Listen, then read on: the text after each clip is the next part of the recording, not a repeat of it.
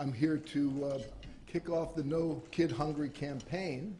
I'm the national spokesperson, and I thought I would begin by letting you know a little bit of my background regarding the hunger issue. Back in 1983, I helped found an organization called the End Hunger Network, and we are all about creating programs and events that make ending hunger a national priority. Events like Live Aid, we were responsible for making all the facts and figures that were announced between the musical acts. We created the End Hunger Presidential Awards. These were ceremonies that were held in the White House honoring hunger heroes.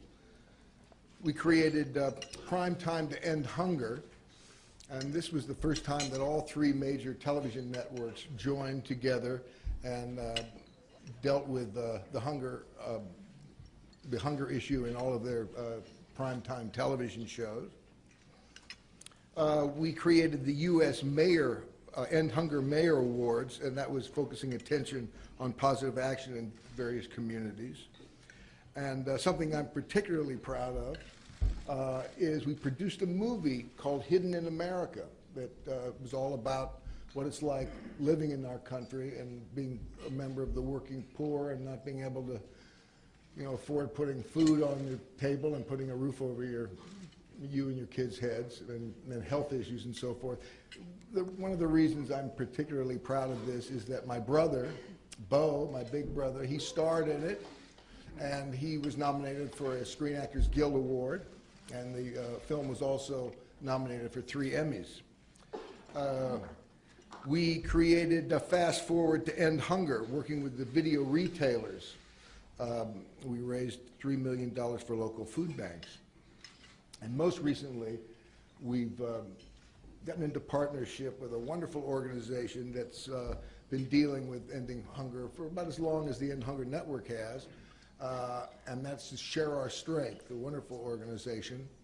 They've come up with a campaign to end childhood hunger in our country by 2015. And I'm just so thrilled to be the national spokesperson for this campaign. According to the United States Department of Agriculture, currently we have 17 million of our children living in food insecure homes. These are households where they're not certain if they're going to be able to get enough nutritious food to lead a healthy, active life. That's 1 in 4 of our kids, 17 million. We currently have 44 million who live in poverty. 15.5 million of those are kids. Poverty is a very complex issue, but feeding a child isn't. And there's some good news in all these dire statistics. The good news is that there are programs in place that we know work. And these are federally funded programs like the SNAP program, formerly the food stamps, the WIC program, and the school meal programs, breakfast, after school, and summer programs.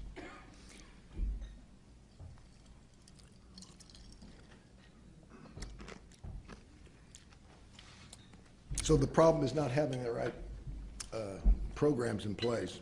The problem is that they're not reaching enough kids. For example, there are 19 million kids who are eligible for school breakfast, free or reduced price breakfast. Only half of those kids actually get those breakfasts.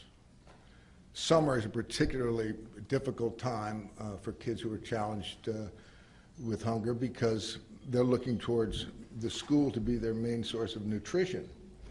Only 15% of the kids who are eligible for that program are participating in it. We've got to turn that around. That's the key to ending hunger in our country.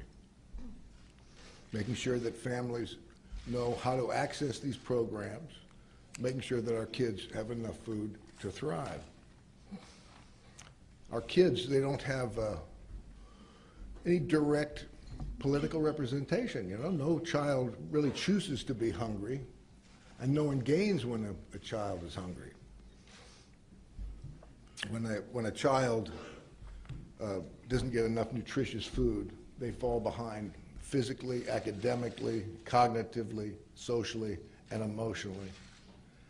And of course, they suffer, but right along with them, their families suffer, their community suffers, and their country suffers. Adults, you know, who experience hunger in their childhood, they don't have the same educational and technical skills, so they create a workforce that isn't strong. So, ending childhood hunger, you know, it definitely ends the needless suffering of our children, but it also contributes significantly to solving many of America's problems like health care, education, workforce, competitiveness in the economy. Let me back up. See, in movies you would say take two, it would be a fine thing. Well, take two. Anyway, what I'm trying to say is that it's not only about ending this terrible suffering that's going on with our kids, but ending hunger is important for our nation, you know. I just found out that there was a report from the Pentagon that only 25% of our citizens between the ages of 19 and 14 are fit to serve in the military. You know, it's very patriotic to end childhood hunger, don't you think? With the recent election, we've found out that there's you know, many issues that our country is in disagreement about. Ending childhood hunger is not one of those. There's a lot of common ground here. Everyone wants to have our kids have a healthy start. So no kid hungry, we're not proposing new programs, but we're proposing a more effective use of the ones that are already in place. Now, these programs that are available, there are barriers to them, blockages that we have to look at. Things like transportation, for instance. You know, it might be a case of a child taking the bus to school. It might not get them there in time to take advantage of the meals that are available to him, or the, you know, summer meal programs. You might not have safe transportation to where that particular location that those meals are being held. Shame, you know, embarrassment is a huge factor in all of this. You know, for a kid to be, you know, pointed out, said, "Oh yeah, that's, you know, that's Johnny. He can't. He's the poor kid. You know, he can't afford food. He's got to, you know, eat this, you know, this free meal that the school provides." And then the parental side of that, you know, being a parent and, you know, being ashamed and feeling, oh, you know, I can't provide for my child. It freezes your action, you know. Thinking, oh, I might not be eligible because I'm working, you know, or the red tape is, there's too much red tape to figure out what to do here. So these are things that we have to look at, and these are the reasons that childhood hunger exists in our country.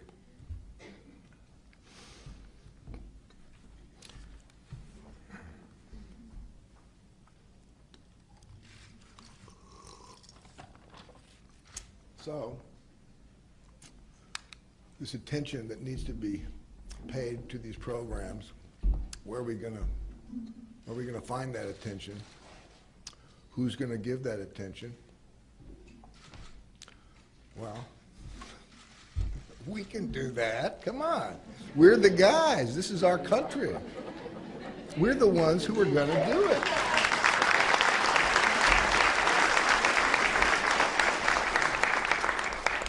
I'm asked sometimes, you know, why are you doing what you're doing? Why are you doing this hunger? Why are you interested in that? That seems kind of an odd question. It seems like the most natural thing in the world for me, really. I'm so fortunate. I was born in a very lucky bed, man. My folks, talking about my dad and my mom, what wonderful parents I had, and they were, you know, fortunate enough to be able to provide for their kids, as I am lucky to provide for my 3 daughters. And I can imagine, you know, what it must be like, that feeling of failure and depression that just, you know, freezes you. You know, if you're not being able to afford to put food in front of your kids to eat. You know, my profession involves getting into other people's shoes and seeing what that experience is like and trying to imagine what it must be like. But to imagine what it must be like not being able to provide for your kids, that's available to all of us. I think we can all, if we look inside, can feel that. And then another reason I'm doing what I'm doing is that I have hunger. It's a different kind of hunger. It's the hunger to contribute, you know, to create the kind of world that I want to live in, and I want my children to be raised in and to live and to bring up their kids and their grandkids. And this hunger to participate. You know, we're all in this together. And I find when I do participate, I feel connected, and that connection feels really good, and it feeds this hungry feeling I have. So that's kind of what, you know, some of the reasons why I'm here. I'd like to encourage all of you and anyone who's out there listening to our talk here today to go to nokidhungry.org and find out what you personally can do to end hunger in our country, and take the No Kid Hungry pledge. I believe that no kid should go hungry in America. And by taking this pledge, I'm adding my voice to the national movement of people committed to ending childhood hunger in our country. And something else I'd like to encourage Congress to do. There's a very important bill in the next couple of weeks that's coming up, the child nutrition bill. And this is so important that we pass this bill to end childhood hunger in our country. And I want to invite the viewers out there in TV land to call their congressman and encourage them to pass this bill. It's most important.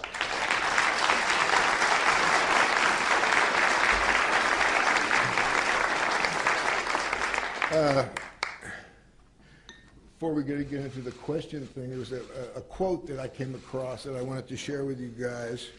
It's from Muhammad Yunus, the founder of the Grameen Bank and Nobel Prize winner. This is what he had to say. A society that does not pay attention to its children is bound to be a society on a rapid downslide. If a nation has a dream, it can only make it come true through its children. Thank you, guys.